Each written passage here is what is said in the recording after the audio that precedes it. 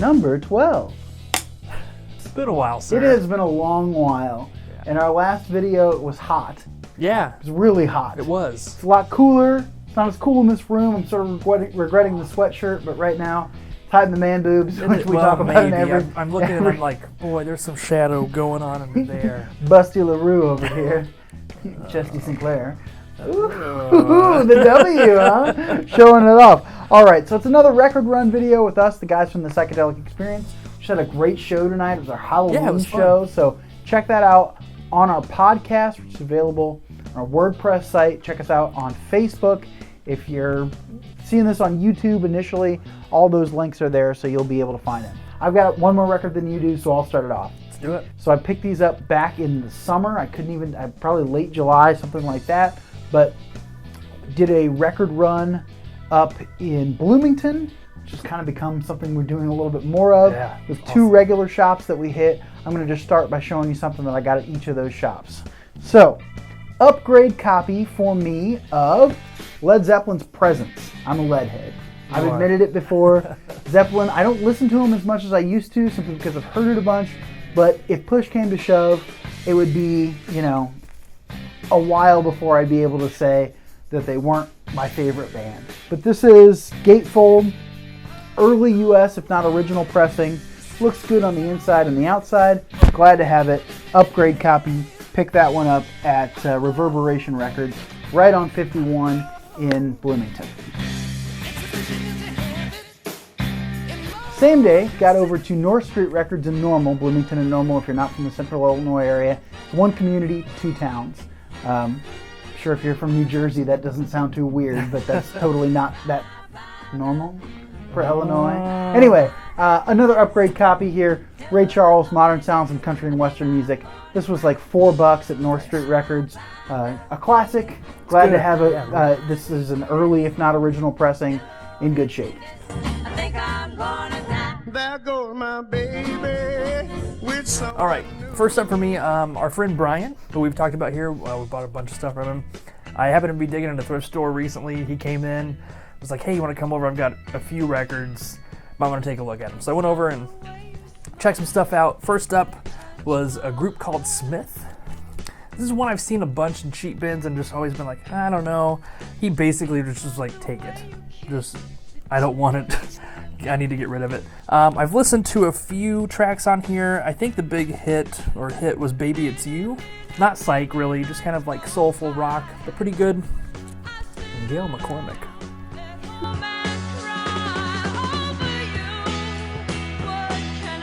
All right, I grabbed another album from Brian. This is more in the Psych Professor's vein, actually. This is the Stranglers, No More Heroes. Yeah. 1977 punk. I'm only familiar with the title track, and I haven't had a chance to listen to the rest of this. This is, however, a promo copy. Very cool. There you go, the white label. I like the sticker on the front here. Warning, this is great music, but it could offend. Please preview before playing on the air. Yeah, not normally what I gravitate to, but he gave this to me for like $5. This ain't that Smith record, so I was like, okay, I'll take it.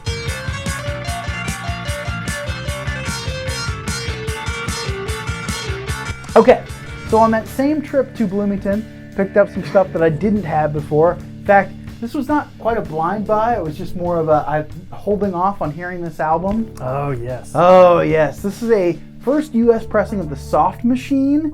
A little bit of water damage down here, but the disc, as the sticker told me, is in really good shape. And the Soft Machine is a really cool band, and this is a really cool debut album from the trio incarnation of the band. So I think I'll probably spend the rest of my life looking for the British cover with the more intricate, the machine works. I was going to and ask, stuff. because you did say the first U.S. pressing, but didn't the first have the No, I think wheel? it was only the UK pressing had that. I could be wrong about that. Okay. Obviously, using the internet for research it can be a good thing, but it's not always the most reliable. But well, if you're wrong, I'm sure they will shame you in the comments. I'm sure that I will be shamed in the comments. Glad to have this record. It's a cool pickup. Really enjoy. The side one is awesome. Very cool.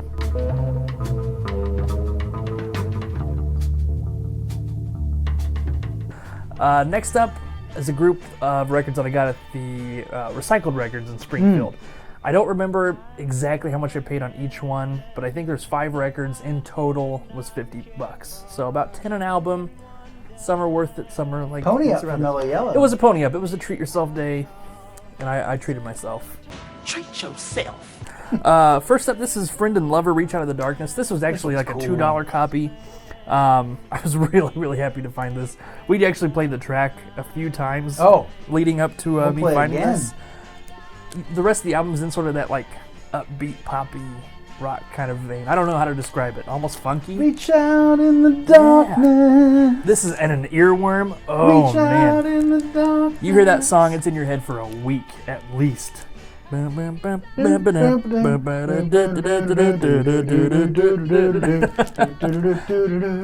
why we both played the drums.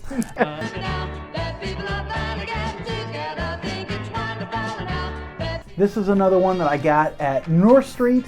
This isn't $4 or $5. American Breed, Bend Me, Shape Me. Kind of a must-have record in the pop psych vein. Cool, also interracial group from the '60s. You know, sort of predating Sly and the Family Stone. Must have. Everything on this is enjoyable, and of course the title track is just one of these standout songs of pop psych. So good. Solid pickup. That's awesome. Really happy about that.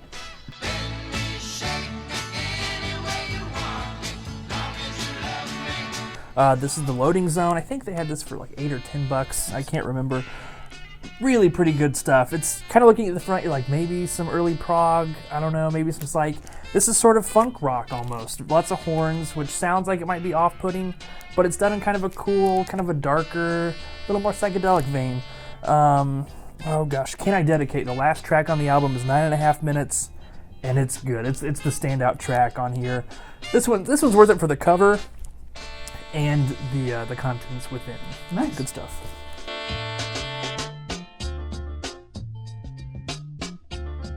And then this was sort of the find of that little record run for me. Wish you'd been there for this one. This is Head. And I don't know what all to say about this other than that Head is an amazing, weird album. And weird for a number of reasons. It's on the Buddha label. But all the information, or most of the information that's available about this album... Yes, it's a great label. I'm not doing a very good job of showing it off here, though. There we go. Says that shortly after this album was released, the artist who was responsible for Head, and it was a solo electronic experimental project, was released from his contract with Buddha. It is not pop psych.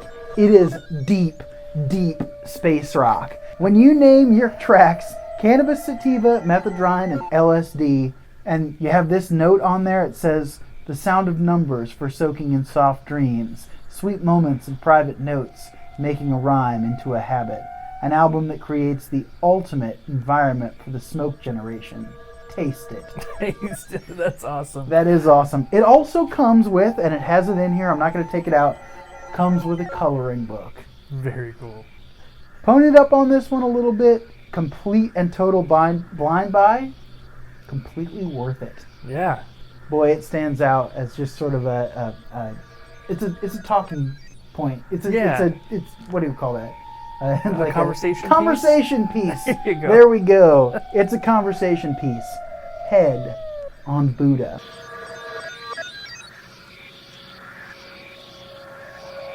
Also very happy to find this one. This is the Yellow Pages Volume 1, I think it's called. Yeah, Volume 1. Kind of garagey psych stuff. Really a lot harder. It gets kind of tanked for being sort of cheesy, a little schlocky, and maybe it is, but I kind of like that with my garage rock. Like, if you're going to give me garage psych, give it to me. I want it hard. Insert joke here. Yes. So really good stuff there. If you're looking for a little bit of fuzz in your psych, this is a good one to find. And this was like $8 or $10 too, so yeah. You better wait and see, stay away, devil. A friend of Mellow Yellow and I took his nuptials in St. Louis. Yeah. God rest his soul. Yes. I finally got to go to the Record Exchange, the St. Louis store that has eluded me for years now. 3 pickups from the Record Exchange. First one, my infatuation with Zappa 2015 keeps going. Chunga's Revenge. It's a 1970 album from Zappa.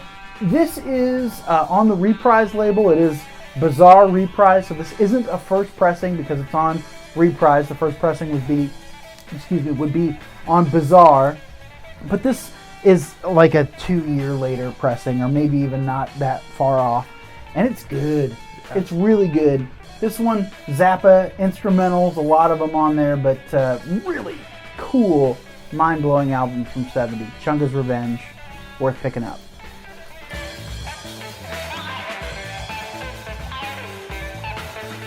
Die cut cover. This is Love Sculpture Blues Helping. This is the harder to find first pressing with the die cut cover. It came on the regular square one later. A little bit of water damage on the side here and a little cut out there, but it lowered the price considerably. I saw this at a record show once for like $40. Ooh. This was like 10 or 12. Nice. And it's really, really good. Dave Edmunds is the guitarist on here. Like, as far as blues rock goes, it's some of the best I've ever heard, hands down. Wow. It's really, really good. A few tracks are instrumental. Lots of lead guitar is featured on the tracks. And again, this kind of blues rock, but really, really well done blues rock. So it's a cool one to check out.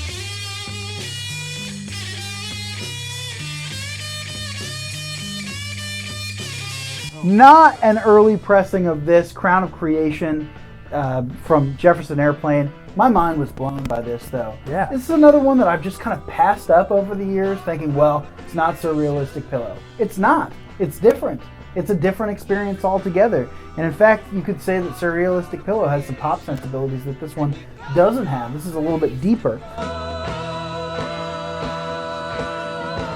All right, and last, maybe least, I don't know. This is Kim Fowley, Good Clean Fun. Kim Fowley was a piece of crap of a human being. He was just sort of a turd of a person. He was involved in a lot of things in the 60s as far as music goes. Involved in a lot of psychedelic projects, some garage rock, and then he was really heavily involved in the punk scene of the 70s. Musically, there's a couple tracks that are like, they're okay. The rest of it is sort of like, boy, this is really not very good. I'm gonna hold on to it. It is one of those albums though that's on my shelf, and you're kind of like, man, I really don't like that guy.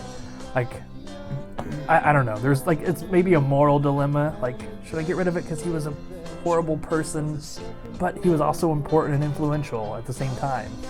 There you go. This was like $15. It's a really good deal for an album like this. It's pretty tough to find. Only copy I've ever seen. So it was again one of those things I was kind of excited to find it, not at the same time like, I guess I'll buy it. So that's it. That's my last album. So. And I might say, Kim, you look ridiculous tonight. No, you do look ridiculous. All right. And then this one got a little bit of the another jealous streak from DJ Mellow Yellow. Oh, yeah. From the Electra 4000 series, this is Eclection. This band really sort of mirrors what Jefferson Airplane had going on. It's not as good, but female vocalist on this album, Electra 4000 strikes again, man. You just can't say anything all that bad about it in any regard. Yeah. So, Eclection from Electra, and I think 69 on this.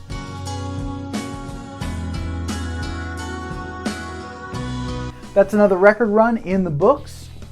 We will be back with another one shortly, as we've got a lot of backlog to get to here, a lot of back catalog, I guess. Hoping to do it weekly. We're going to knock them out, get caught up by the end of the year. Yes. All right, so until next time, check us out on the show every single week on 89.5 WJMU The Quad in the Decatur, Illinois area. Also links below to our Facebook and other ways you can find us. Until then, and until the next video, avoid scratches and stay in the groove.